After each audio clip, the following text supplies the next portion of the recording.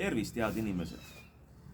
Eile oli siis Tartu Hoiu-laenuühistu liikmete kokku kutsutud esimene koosolek, mis ootuspäraselt kvoorumit ei omanud. Kvoorumiks oleks tarvis olnud 5+1 liiget 4201 liikmest, ehk siis oleks pidanud olema 2101 liiget kohal vähemalt.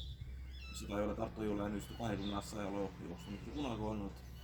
Seega loomulikult see koosolek kvoorumi puudumise tõttu kukkus läbi ja eks liikmed kutsuvad kokku 500 liiget uue korduskoosoleku, mis on otsustusvõimeline sõltumata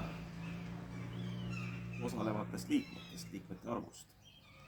Nii et praeguse info kohaselt 27. aprillil saab see koosolek toimuma, aga ametlik kutse tuleb koos täpse aja ja kohaga. Ja muidugi ajakirjanduse tegevus on olnud hambutu, välja arvatud Rahvusringhääling, mis siiski tagantjärgi eile kajastas seda. Ütleme, raadiouudis oli päris erapooletu ja päris liikmetemeelne, võiks öelda niimoodi. Kus Raigo Sõllel muidugi lasti ka oma valesid esitada, justkui see ei oleks õiguspärane ja justkui juhatusel oleks üldse mingisugust voli liikmetele ette kirjutada, kus nad koosolekud teevad, eriti veel keelata liikmete raha eest ostetud 20-aastase tegevuse jooksul peakontorit või muid ühistu varasid käsutada. See on häbematu ja oma peremehe kaitsmiseks, Harri Raudvere kaitsmiseks, et üldkoosolek ei arutaks. Üks päevakorrapunkt on ju Harri Raudverega seotud laenu arutamine. Selle jaoks Raigo Sõlg esitaski pankrotiavalduse, et võtta liikmete käest ära õigus ise oma suunda määrata. Ja järjepidevalt ikkagi Raigo Sõlg esitab seda, et üks päevakorrapunkt on ühistu kapitaliseerimine, aga lugege Hoiu-laenuühistu seadust. See on väga vajalik punkt, kui netokapital ei vasta tingimustele. Tänane juhatus ise on teinud sellise bilansi, tagantjärgi, ma ei tea miks, kas Harri Raudvere laenu maha kandmisest või millest, kus netovara ei vasta nõuetele ja juhatus oleks pidanud kehtiva seaduse alusel ise selle koosoleku kokku kutsuma. Nii et ükskõik, mida Raigo Sõlg räägib, see on inglise keeli öelduna bullshit.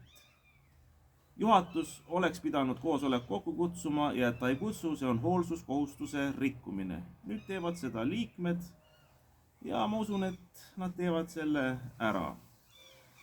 Ja Raigo Sõlg on kritiseerinud, et 20 miljonit on puudu. Aga kui mina lahkusin, õigemini mind sunniti lahkuma, siis oli võib-olla mõnisada tuhat eurot selliseid avaldusi, kus oleks kiiremas korras pidanud leidma vahendeid. Neid vahendeid ilma reservimääraga vastuollu minevata oli keeruline leida, aga need oleksime leidnud, lihtsalt rasked ajad olid. Aga et nad ise iga päev, iga nädal on lekitanud ajakirjandusse siukseid skandaalimaigulisi uudiseid, alates sellest, et nad ise sundisid mind tagasi astuma. Mis te arvate? Sealt ju tekkis kohe 10 hoiuse väljavõtmise avaldusi. Ja iga nädal, iga skandaalne uudis, mis nad tegid, 10 hoiuse väljavõtmise avaldusi. Ja nad tekitasid paari kuuga 20 miljonit puudujääki ehk 20 miljoni eest inimesed, Hoiu-laenuühistu liikmed võtsid välja hoiuseid, tegid taotlusi. Nad ise tekitasid, see juhatus, pankrotieelse olukorra. Ja nüüd nad naeruvääristavad liikmeid, kui liikmed tahavad üldkoosolekul sellele kapitalimurele lahendusele. Miks, kulla Raigo Sõlg? Miks sa oled reetnud liikmed?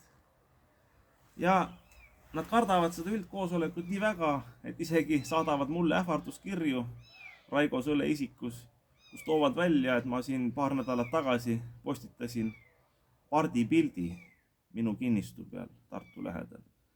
Et ma ei või isegi pardipilte postitada, et see pidi olema nende tegevust ohustav, siis ma ei tea, tegevus.